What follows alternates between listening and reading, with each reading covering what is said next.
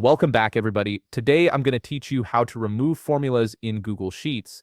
This is particularly useful when you want to keep the calculated values, but get rid of the underlying formulas, making your data cleaner and easier to share without exposing your calculations. First, open your web browser and navigate to workspace.google.com. Once you're there, log into your Google account using your credentials. This will take you to your Workspace dashboard, where all your Google apps and files are accessible. On the Workspace dashboard, locate the spreadsheet where you want to remove the formula. Simply click on it to open the file.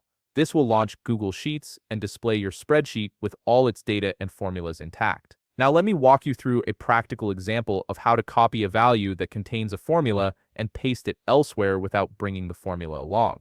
This technique is incredibly handy when you want to preserve only the final result, not the calculation behind it. Click on the cell that contains the formula you want to remove. For this example, let's say I have a sum function in this cell. Once you've selected the cell, press Ctrl+C on your keyboard to copy it. This copies both the value and the formula currently stored in that cell. Next, click on another cell where you want to paste just the value without the formula. Here's where the magic happens.